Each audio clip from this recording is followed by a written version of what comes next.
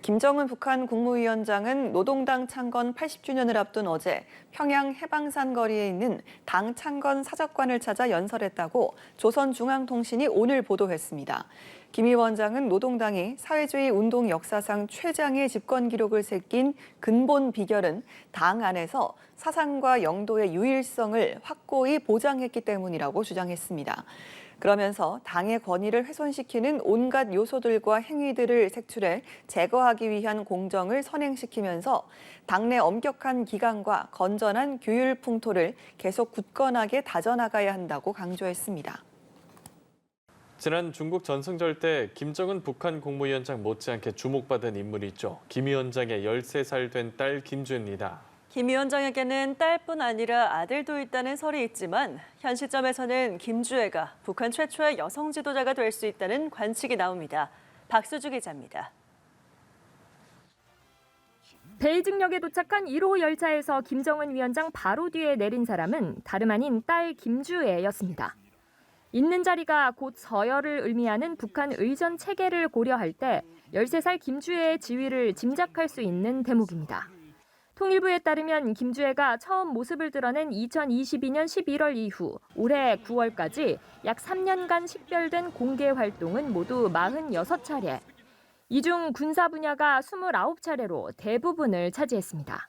여기에 김 위원장이 집권 후 처음 나선 다자 외교 무대에도 데려가면서 김주혜가 현 시점 가장 유력한 후계자라는 관측에 무게가 실리고 있습니다. 하지만 김 위원장에게 아들이 있고 진짜 후계자는 아들일 것이라는 주장도 꾸준히 제기되고 있습니다. 박지원 전 국정원장과 북한 외교관 출신인 태영호 전 의원은 최근 김주혜에게 오빠나 남동생이 있을 가능성을 언급했습니다. 국정원은 8년 전 국회에 김 위원장이 2010년 첫째 아들, 2017년 셋째 자녀를 갖게 된 것으로 추정된다고 보고하기도 했습니다. 하지만 김주혜의 존재를 처음 세상에 알린 전 미국 농구 선수 데니스 로드먼 등 김 위원장을 만난 외부인들은 모두 아들에 대해 보거나 들은 적이 없다고 해 근거가 부족하다는 반론도 있습니다. 2018년에 문재인 대통령이 김정은 총비서를 만나는데 그 당시 김정은 총비서 뭐라고 얘기를 하냐면은 내게도 딸이 있는데 딸 세대계까지 핵을 머리에 이고 살게 하고 싶진 않다. 아들이 있다면은 김정은이 내게도 자식이 있는데 자식 세대계까지 이렇게 얘기를 했겠죠. 그러니까 2017년생 자식도 딸이라는 거죠. 김 위원장은 현재 40대 초반의 나이로 후계 구도는 좀 더 두고 볼 필요가 있다는 지적도 나옵니다. 연합뉴스 TV 박수주입니다. 민족 최대의 명절인 추석에도 북한은 노동당 창건 80주년 분위기를 끌어올리는 데 주력하고 있습니다. 평양에선 경축 행사를 위한 각종 전시와 영화 상영이 이어지고 있습니다. 양소리 기자입니다. 북한은 추석 당일에도 노동당 창건 80주년 행사를 준비하는데 더 분주한 모습입니다. 평양에서는 당 창건 80주년을 축하하는 각종 미술 전시회와 청년 중앙 예술 공연, 토론회까지 열리며 분위기를 끌어올리고 있습니다. 조선중앙통신은 10일 예정된 당 창건 80주년 기념일에 성대한 경축 행사가 진행된다며 산업 현장에서 모범을 보인 노동자와 공로자 등이 행사에 초대됐다고 전했습니다. 노동신문도 팔레스타인, 나이지리아 대통령과 라오스 국가주석 등 해외 정상들의 꽃바구니가 속속 도착했다고 보도했습니다. 반면 추석 관련 소식은 관영 라디오 방송과 노동신문이 추석 명절의 풍습을 간략히 전하는 데에 그쳤습니다. 2019년까지 추석 때마다 방송했던 전국 민족씨름 경기대회 중계나 우리의 현충원격인 대성상 혁명열사릉에 김정은 국무위원장이 조화를 보내는 행사도 북한 매체는 보도하지 않았습니다. 대신 4일 개막한 무장장비 전시회인 국방발전에 김 위원장이 직접 참석해 기념사를 했다는 보도와 함께 김정은 동지께서는 핵 억제력을 근간으로 하는 국가의 군사력 구조를 부단히 현대화, 고도화하여 온 중대 사업의 최근 교리실들이 집결되어 있다고. 북한 신형 무기를 소개하는 영상이 강조됐는데 추석보단 노동당 창건 행사를 부각하기 위한 의도로 보입니다.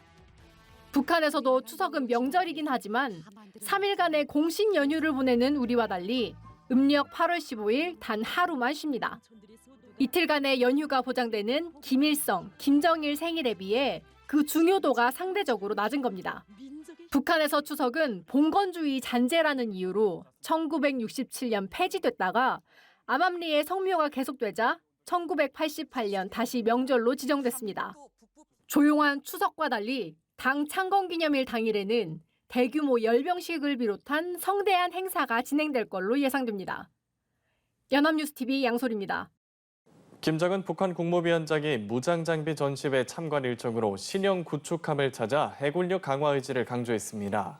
특히 북한 매체는 김 위원장이 이 함정에 올라 주요 무장장비를 보고받는 장면을 공개하면서 북방 한계선 NLL 부근 전자해도를 노출하기도 했는데요. 함정 공격 능력을 과시하기 위한 의도로 보입니다. 신서롬 기자입니다.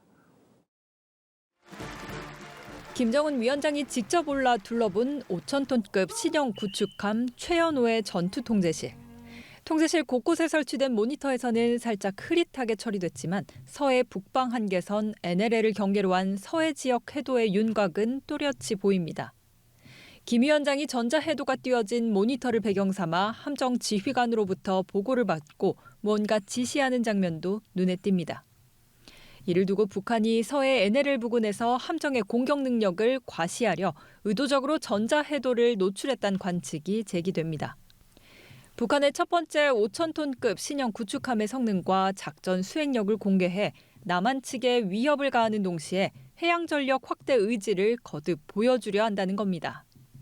김 위원장은 북한 무장장비 전시회인 국방발전 2025 참관 일정으로 최연호를 둘러보며 해군력 강화를 거듭 주문했습니다. 우리 해군의 막강한 실력은 적들의 도발을 철저히 억제하고 맞받아 응징할 수 있게 광활한 대양에서 행사되어야 한다며 해군 전력의 전면적이고 가속적인 확대 장성을 위한 투쟁을 언급한 겁니다. 또한 초강력의 군함은 주체적 무장력의 강화 발전에 뚜렷한 증시라며 자위적 국방 노선의 정당성과 생활력의 또 하나의 위대한 실증이라고 말했습니다. 북한은 지난 8월 초부터 최연급 구축함의 수직 발사대를 집중 정비하고 주요 센서와 무장을 검증하고 있는 상황. 여기에다 김 위원장이 해군력 강화를 연일 강조하면서 북한이 조만간 최연함을 시험 운항할 것이란 전망이 나옵니다. 연합뉴스TV 신세롬입니다.